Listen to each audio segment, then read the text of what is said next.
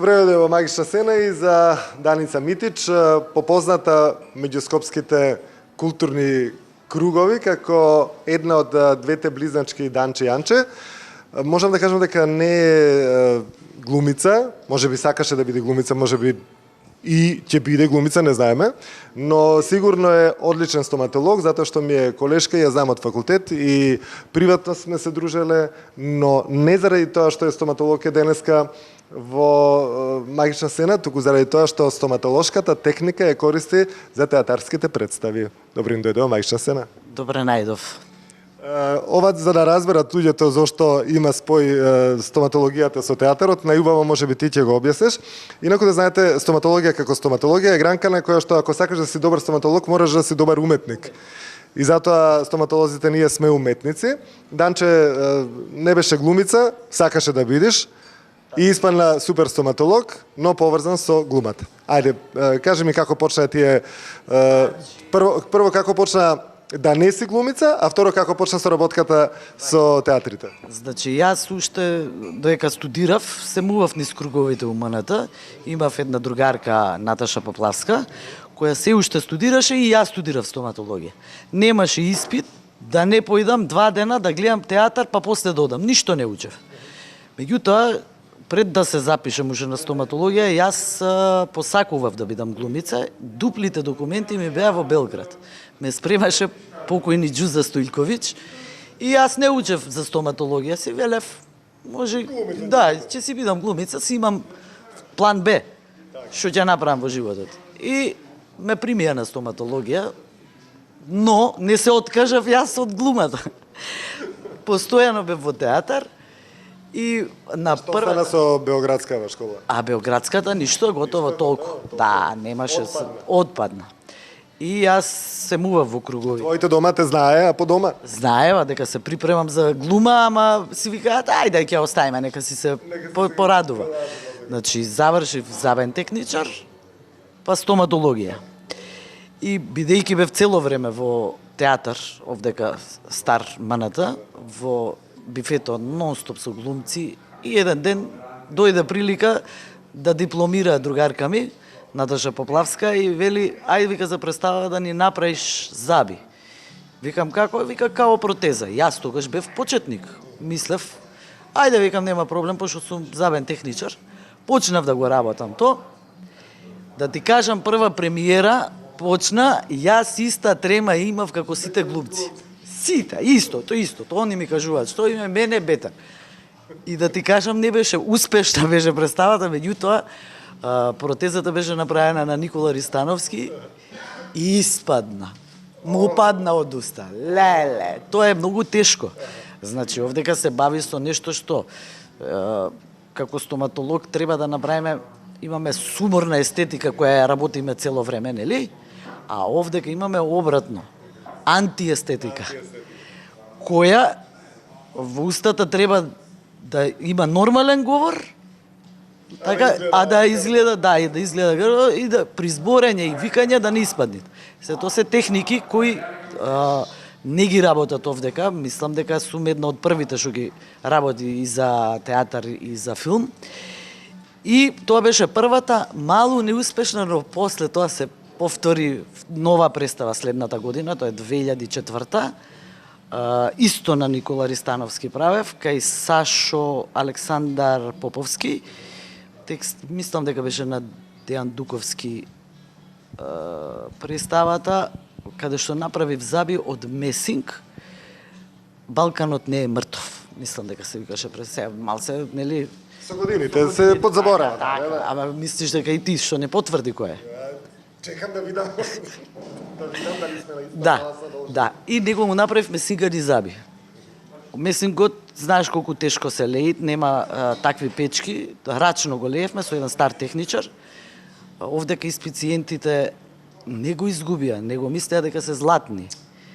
И ги снема забите, ги снема. Па за 24 сати морав да направам за втората нови, кои навистина беа перфектни. И така. Да, веќе го знаеше како оди полесно. Да, оди полесно. Имам работено, значи на многу представи, овдека во МНТ последна представа ми беше кај Андреј Бесачи. Он се зачуди како може, вика, доктор да ги прави. Не зна, при тоа не знаеше дека јас сум забен техничар прво, па после тоа доктор и така. Данче, ај кажи ми овај за Џуза Стујковиќ, тоа ми го немаш кажувано или сум заборавил можеби.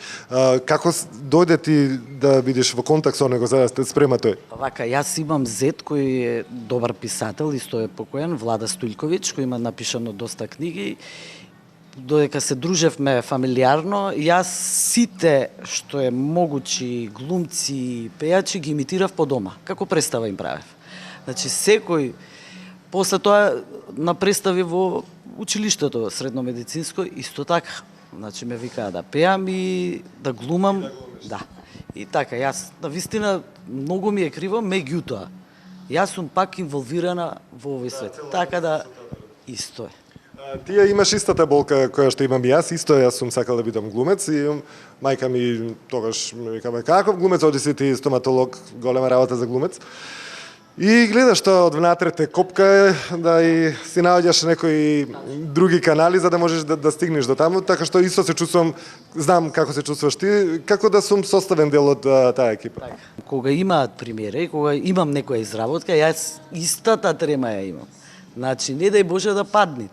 Значи, тоа се изработки кои навистина се контра од, например, ортодонтите прават исправување на зъби, така? Аномалиите ги исправуваат. Јас треба да ги направам аномалиите и да функционираат кај луѓе што немаат аномалии. Тоа е од тешкото најтешкото. Од тешкото најтешкото треба да се. Кажи ми уште една работа. Што се случува после со тие модели кога ќе заврши представата?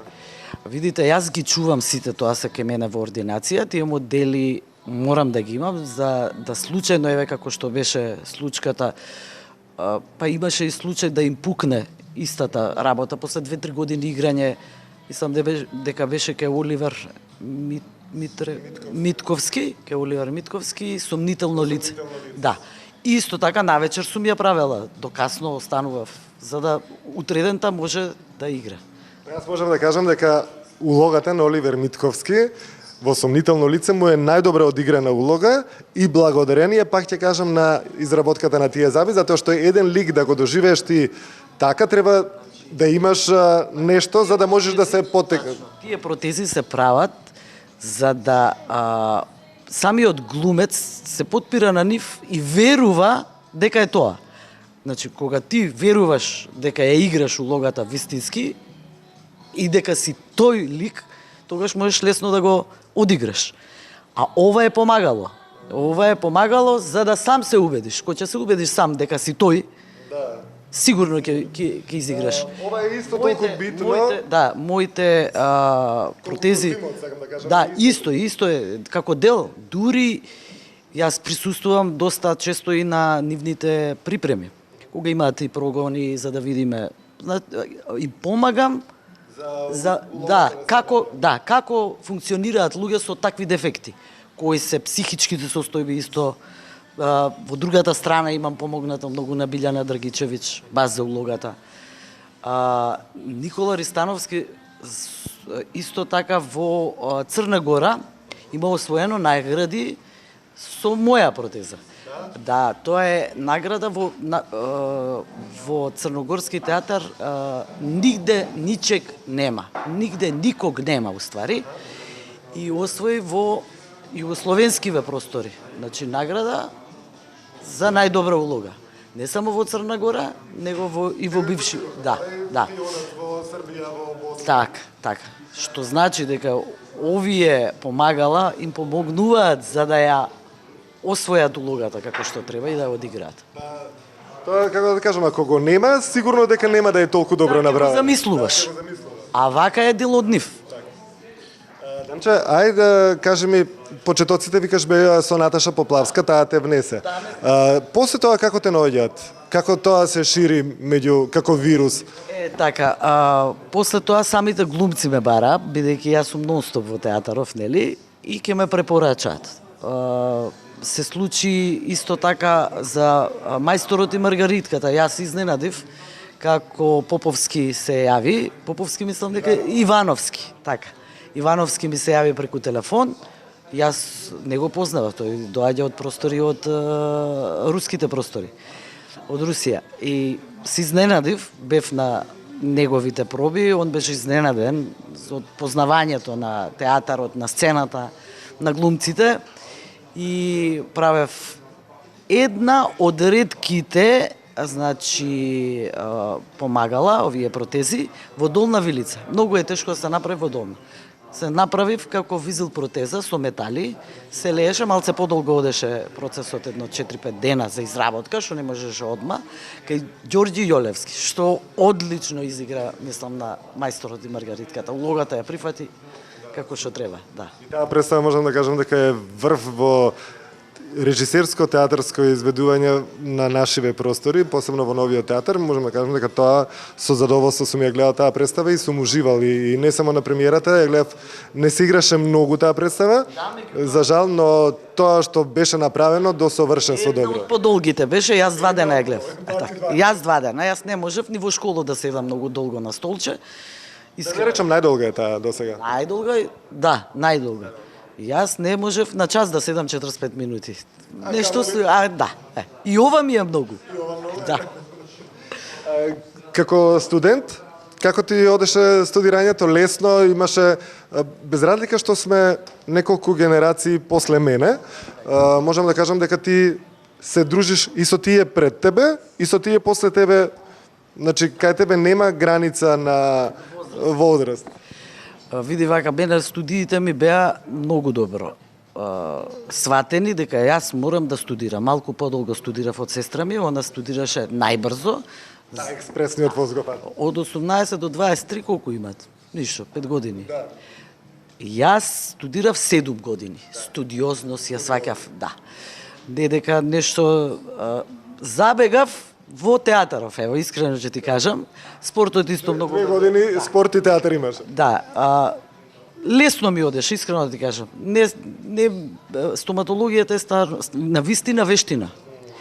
Значи, кој ќе помислиме на медицина и пак велам дека не е наука, е вештина. Ти тоа што треба, што си го научил, ќе треба да го примениш. Јас на вистина во сите, во целата смисла на зборот го применувам тоа и во театар, и кај мене во ординација. И така, значи вештина. Треба да си вешт. И треба да ги познаваш многу добро луѓето. Треба и вештина е да те познавам тебе и да имам добар пристап. Тоа е на вистина и интересно за мене.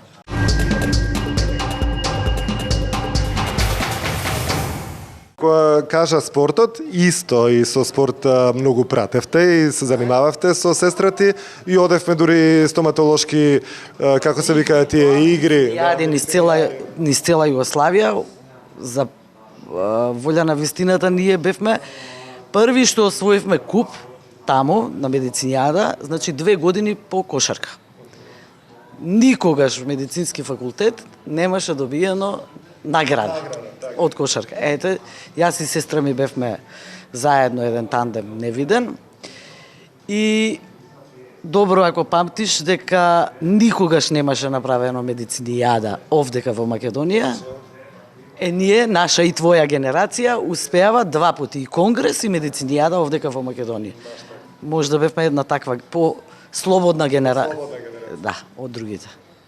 Ти текнува што се не правевме со воз, патувавме, па тоа песни игри, тоа крај немаше. Тоа е еден воз, тоа беше еден воз. Словенците се чудеа колку сме ние мрднати, да речам, позитивни. Така. Тие беа примерни сите така, ние бевме баш она.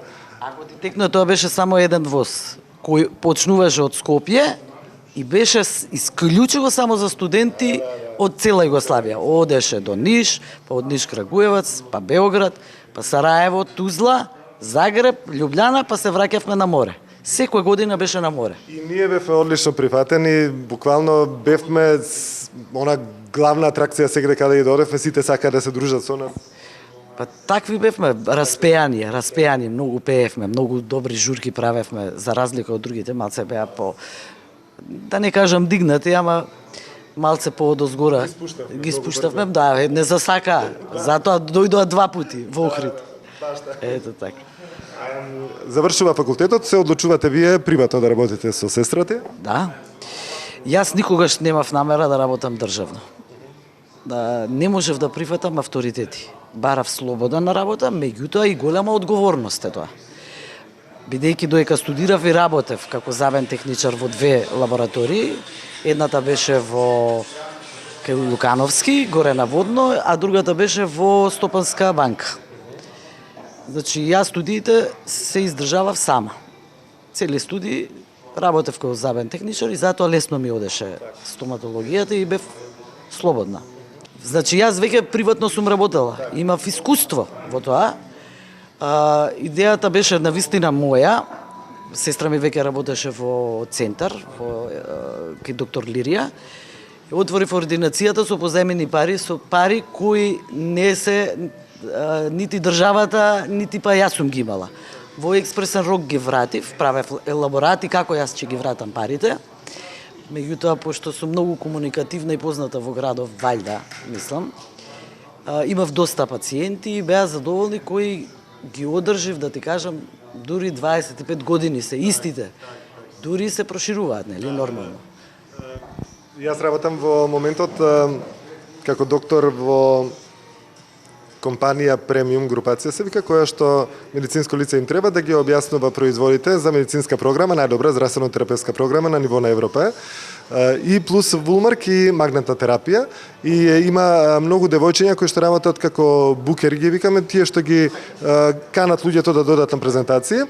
Една од тие е твоја пациентка и Кристина се вика, многу ти се убави забите кај ги правеше, вика, кај Данче и кај Анче. Викам, одам сега со Данче да правам обед. Многу да ми ја поздравиш. Кристина, можеби не се ни сеќаваш, не е ни битно, поминале 1000. Да, неколку 4000 имам пациенти кои се сигурно воведени, другите не сум ги воведели, биле па прошле, па дошле повторно и така. И благодарам на поздравот, сигурно била задоволна. Многу, презадоволна. Затоа јас сега ви објаснувам, сакам да работам во театар, затоа што оваа естетика е стварно сумор. Антиестетика малце повеќе ми се допаѓа. Природноста. Природност. Данче, кажи ми за сега, например, не работи театарот или многу слабо работи театарот.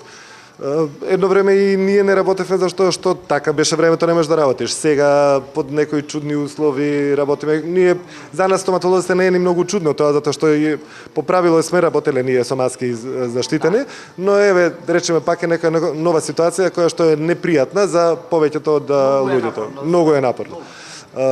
Што правеше во изминативе година и пол? Вака, не само во година и пол, него јас после некој период од 4-5 години, порано кажував дека сум пеела и на фестивали.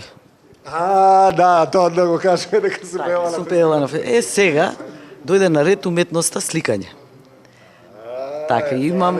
Да, значи јас почнав да се дружам интензивно едно 4-5 години, многу интензивно, само со сликари.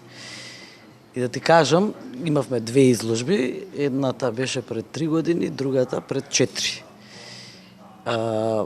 Прекрасни луѓе, почнав да се запознавам со боите, јас добро цртам, меѓутоа боите ми беа нешто што не можев да ги уклопам. Многу се, за мене многу се, викам сега кај да ги ставам. Меѓутоа, со нивното дружење научив и да ракувам со бои, доста техники, меѓу која најдобра и најубава и привлечна ми е акварелот, ама не знам да ја работам. Значи не ме бива за акварел. Акрилик работам, во помош добив од голема од Јана Куновска и од Касиопеја. Тоа се двете мои. И Симонида. Поздрав до сите, ги познавам. Ги поздравувам сите. Значи, ги крстував сите нивни слики. Добра сум за кума на слики, кој сака, нека повели. Значи, се бавам сега со сликарство. А чекај, имаш и твои завршени дела? Да, имам завршени дела, да. Многу ми е криво што ги немам видено за тоа. Прв пат да ми сокриеш нешто од она што го правиш. Сега ова е ново. Ова е ново. Ке ги погледнете. Следниот пат ќе се снимаме додека Нема проблем, да, може, да. Уште на крај да се вратиме за фестивалите, знам дека на неколку фестивали имаш учествувано пред да завршиме емисијата. Види, имам учествувано на Струмичка пролет. И на Охридско. И на Охридски трубадури. Заедно со Биба Додева. Значи, немој да мислиш, све се тоа звучни имиња. Со Петар Огненовски, со Чапај, Маја, ако ја памтиш, Маја Ангеловска, е текстописец. Сега моментално живее во Холандија, поздравувам. Јас со нејзе бевме пратечни вокали на Чапај. Нејзини песни представувавме. Прво и второ место освоивме. Не обрукав. Па нормално. Ете, тоа е тоа. Значи, Со Биба Додева исто прво место или второ беше? или прво или второ, не е ни битно. Не е битно, важно, главно. Главна Да, награда. да. Тие дадоа малку Ние, да... сите уметници ми ја сакаат енергијата, тоа е. Значи, и кога сме оделе по гримиорниве за било кои други представи, никогаш не ми рекле, ве молам, потргнете се. Едва име, Перо Арсовски викаше, ваква енергија, као твојава, на никого не му смета. Ете така. Денче, фала ти многу што ни беше денеска дел од магична сцена. Се надевам дека ќе уживат и публиката без разлика што прв пат се случува еве некој што не е глумец, но е директно дел од оваа екипа, театарската, да ни е гостен и ти посакувам убав живот, многу култура, многу уметност, многу стоматологија и се многу во животот, многу здравје. За поканата, сигурно Заслужена е. ви благодарам. Да. Фала ти, Денче. Мой жиголо, ке те Шике. Ајде. Што е проблемот?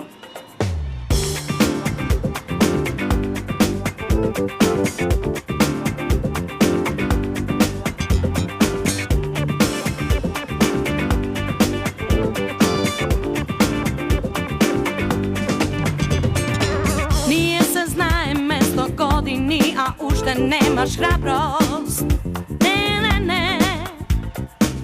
Кога си во женско друштво, службено ми правиш само здраво. За тебе збора дека имаш срце ладно како камен. Да сврти женски памет, стварно ти си немал никој рамен. Не се зезај, ти не можеш да ме лажеш. Не давам вече шанса ти на само да ми кажеш. Биди мој жигало, макар една ноќ, дај ми да те сакам најсилно.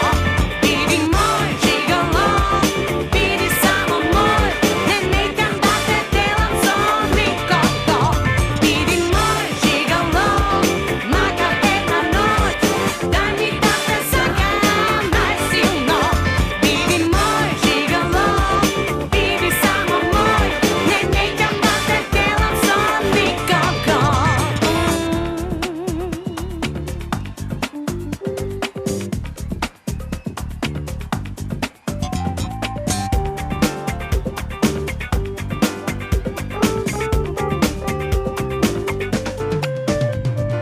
Сите мали трачеви за твојот кревет неќам да ги слушам. Не. Не тоа љубов мора женска туку, јас те знам по душа.